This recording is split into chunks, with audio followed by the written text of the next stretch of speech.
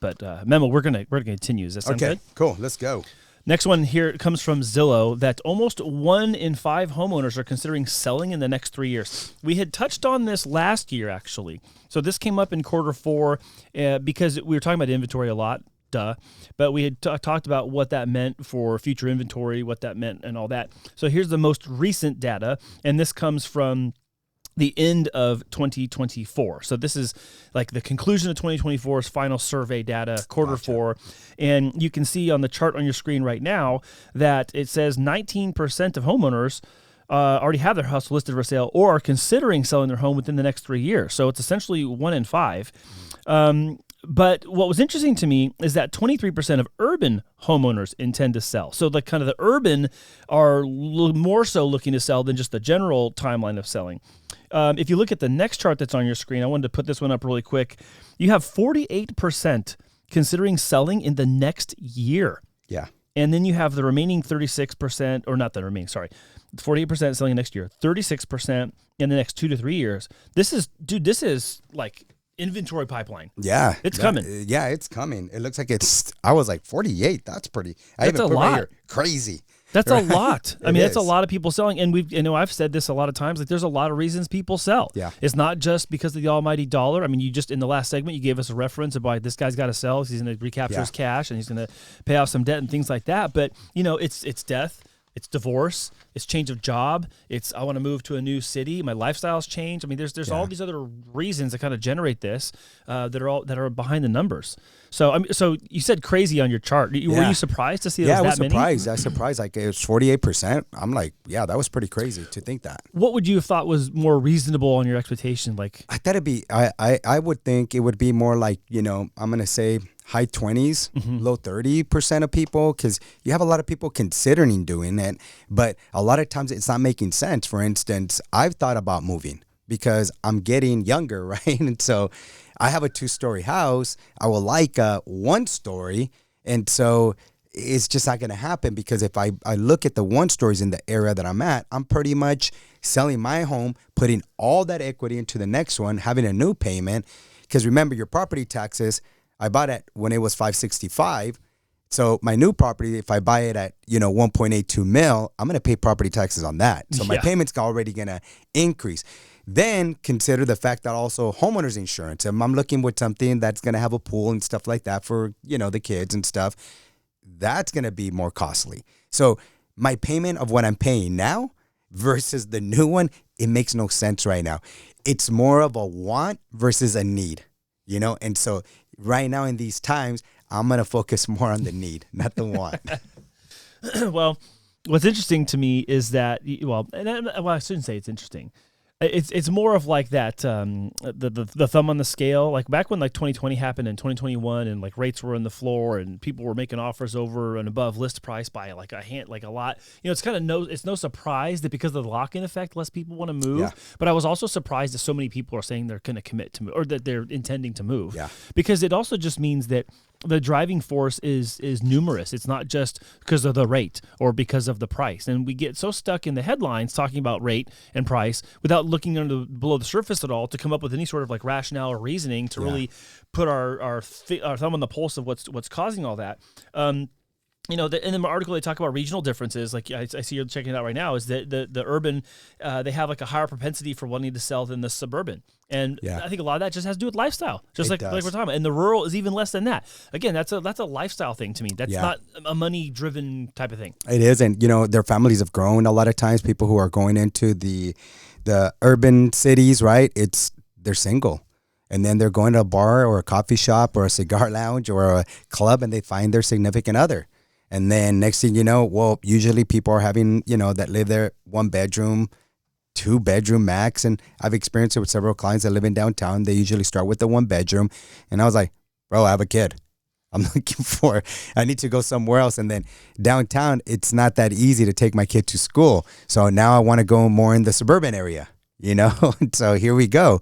So yeah, I get that. Even though, you know, the urban cities have made it very attractive for people, you know, they're pet friendly. They're very diverse now. You could actually watch, like, you go to downtown now, you could walk on the street. Yeah. Back in the day, there's just no way it was like that. You get hit by a car. But COVID has changed a lot of that, of how people conduct their business, you know, and you can still see that. Yeah. People are just, they're blocking out because what are they looking at? It's more important for us to make it convenient for our clients to just kind of check, hey, it's right there. I'm just going to cross right now. Yeah. Versus going all the way down to the crosswalk, right? Yeah, and if we cross-populate data that we've covered before, like just because this many people are looking to sell doesn't mean you're going to see prices plummet either. No. Because we don't see prices plummeting locally. They're not really plummeting nationally. And again, I referenced this several shows in a row.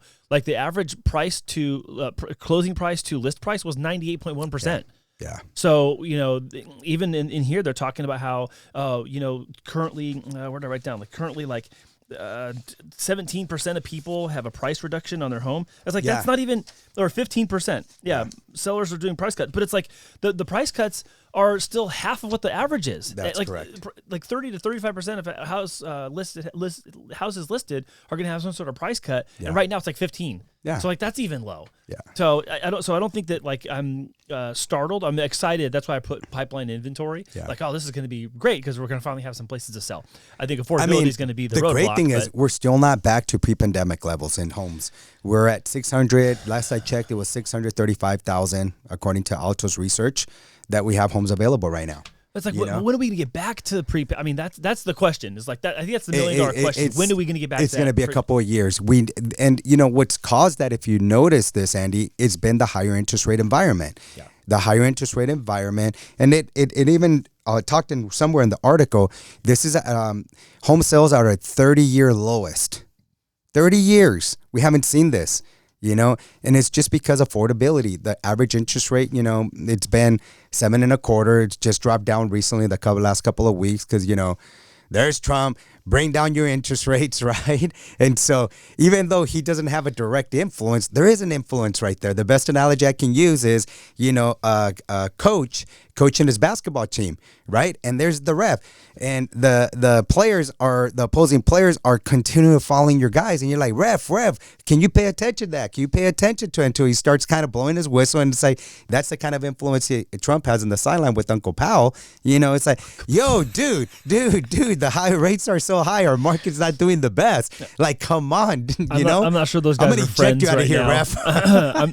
I'm not convinced that they're friends right now. They're not at all. Even though he hired him, which is crazy. I know. And that's fine. But I was going to say, like, I don't know that they're going to end up being friends in the long run because the data's not on Powell's side either. I mean, the inflation data that just came out, well, this isn't that show, but the inflation data that just came out is higher than what they were expecting. Higher than expected. So now we have to leave the rates where they're at. So this whole make the rates lower, make them lower for the players on the field, not going to happen. Not going to happen. Data's everything, like you said, you know, and everything's everything's about the labor market. Well, and that hasn't weakened.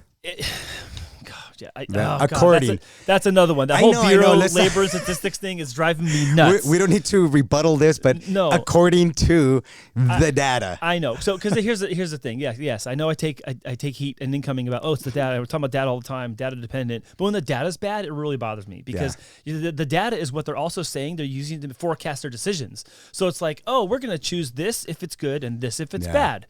But then, hold on, we're going to revise the numbers 6 months after we made our choice.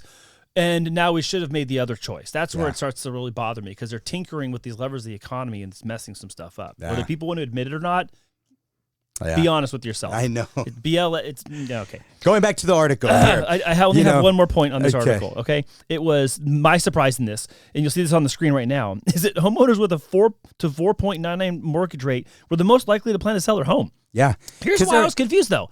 They're not like, they don't have the worst deal. It's definitely not the best deal, but it's not the worst deal. Yeah. But it's like a statistical outlier from all the rest. Yeah. So I don't know what's behind that. I'm curious about it. For me, what I'm thinking is I'm gonna go more for the closer to the 4.99, right? Their figure, I'm closer to that 6%, right? So it's not that much more than what I'm already at. Yeah. Okay. And if we look at down here, saying 55% said they desire for an upgraded home with nicer features, you know, that are influencing their decision. Some people are just saying, you know what? that home, that first startup home, and I always say when people are looking at homes, don't look at that home as your forever home. It's not going to be. Proven statistics, you're going to sell, refinance, or do something with your home within the first 4 to 7 years. It hasn't changed for many, many years. Yeah. People go into it, they're excited. It's my first home. I can visualize all this. But then when they get in there, they start seeing all the little details. Man, I would fix this. I remove that wall. And now you don't have the money. I think I can count on one hand the people I still know in San Diego that have owned their house since like 1970 something when they bought it, or 80 something. It's only a few people at this point because again, it's shifted more towards that sooner figure, 4 to 5, 6, 7 year. I'm doing something. And and a lot of those people that do stay in their homes, I'm just gonna guess is their payment's comfortable. Yeah, and they're typically older. They're retired. I mean, that's why I'm saying, like, me counting them on my hand, like, I know that they've lived there their whole life. They're retired. Yeah. They did their career here in town, and they're just choosing to stay here. Like, some of these people have their house paid off. Yeah. And, like, and they have their tax base from 1973 or whatever. Yeah, exactly. There you go. $150. Like, $50. You know how much taxes I pay? Monthly? I pay $300 in taxes. And they're proud, I'm right? Like, a month? Like, no, a year. Like, no, I get it. I get it. So that makes sense to me. For me, they're closer to that interest rate, what current rates are now, especially if you're a VA. Obviously, they have the lower interest rate. So it's like, you know what? I want to make that change. I'd rather be in a different school area or what have you. So that makes sense to me. I semi-lied. I actually have one last point. Can I make a final point? Yeah, go. So on the last part of this article, they actually made a little category list of reasons to sell. And so it was broken into, like, I have new home needs and characteristic wants, family structure, or financial needs. Yeah. And one of the things that I noticed here is that there's a couple of outliers. The very first one, want a home with upgraded or more desirable features, 55%. Yeah. That's pretty high. And then in that same category, I want more outdoor space. Yeah. The urbanization versus the rural versus the suburban. And then I found other homes that I prefer over my current home. Those are all over 50%. That's a pretty strong draw in that direction for those reasons. Yeah. If you skip down to the financial one, 49% responded to sell the home for a profit to use the equity for another purpose. And that was not for another home. That was like a different question. So that's a behavior change signal to me. That's like, again, that red flashing sign, like, hey, people are willing to sell their house for another reason. Like, guess what you just mentioned another segment ago? Yeah. That guy who's got to do that with his place in Vegas. Exactly. Well, not only that, you have social media. It could be multiple reasons. It could be, I'm done with just owning a home. If I could take advantage of the capital gains because it was my primary home for the last 2 years out of the 5, and I can sell that and take $500,000 because I'm married, or if I'm single, $250,000. Where else do you have the luxury on an investment to be able to get that $250,000 or $500,000 tax free? Right? And then invest it somewhere else and never have to pay taxes on that. So a lot of people are getting smarter and saying, you know what, maybe right now me owning a home isn't the thing. So what I'll do is I'll go back to just renting. I don't have much, my kids are already gone. So I'm going to actually mitigate my cost of living. And then let me go invest it where now I'm going to retire better. So we don't know those things, but that's where I think right there, social media has a lot of influence is what I'm saying. And it's just getting people to think differently. I know I have thought differently because of it.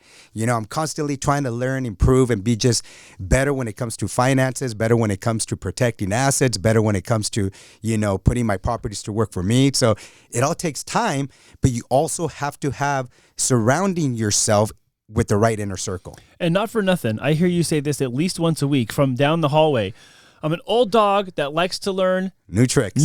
See, you already, new tricks. You already know. New tricks. I'm not surprised at all by your answer. So I do like this though. I like the whole breakdown. I think this is a good share right here. It just gets different perspective to people. Yeah, I think this was a good article with that. I like that it has a lot of details in it because there's a lot of different reasons and nuances which we talk about and we reference. But like it's neat to have it all like listed there and go, wow, people really do have a variety of reasons why they gotta do stuff. So not just to validate what we're seeing, but it just goes to prove the point. Like the headline doesn't tell anything. So, and I mean, Andy, just to go back to that, what we're talking about, it's true things that are happening in us. Like we're in the trenches day in, day out. So we're always constantly trying to figure out, especially right now when times are changing so drastic. Like we had ChatGPT, right? Everything good. Gemini comes out. Everything good. It's getting improved. And so then now they announced TikTok is going to be gone, right? And it was gone for just a few hours before it was back up. Right. And then China said, screw you guys. Deep Want to seek. kick that? Right? How fast did that change, Andy?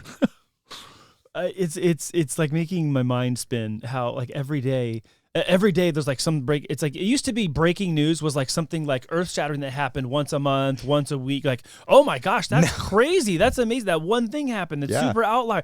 There's like an outlier every day right now. It's just insane. Yeah. I'm not gonna say I'm disoriented, but dude, I'm trying to keep up as best I can. But man, I'm hustling. It's a lot. And this is what happens. A lot of times we think like everything else has been invented. Do you ever feel like that? Like, dude, I can't think of something new because it's already been invented. There's a story about this. Oh my gosh, I'm gonna have to make a different segment. I'm gonna follow up this. I'm gonna reference it here because I'm so excited. I don't know that you knew what you're saying. So there's this story that there was an effort to close the patent office back in like the 1800s. They said, well, we don't need the patent office anymore. Let's close that department of the government because everything that could be invented has already been invented. Isn't that crazy? That's how it feels now. I know, but it's not true. It's crazy. There's so many young kids with brilliant minds that are coming out that they're just thinking so different. Yeah. And the reason I bring that up is because here comes DeepSeek thinking NVIDIA's everything and it's done so great. But if you look at their stock right now, look how it's plummeted. Because now they have another competitor in the field pretty much that's just making things way easier. Yeah, but be honest with me. Part of that was it should have probably been corrected a little bit on its price anyways. Of course. This is just the culprit for why it ended up happening. I think in the end is what the story is going to be. But I mean, there was so much speculation. And obviously NVIDIA is doing good work. I'm not saying that they're not. It's not unvalidated. I wouldn't be able to play my Xbox without it. Yeah, that's not what I'm talking about. I'm not saying that it's completely invalid that their price has risen so fast. What I'm saying is that now that there's a competitor in, maybe it's right-sized their valuation based on what it actually looks like, not what it's just estimated and projected and hoped to be. So but it's like game on, right? Now we have competition. Game on. Which is awesome. It's crazy.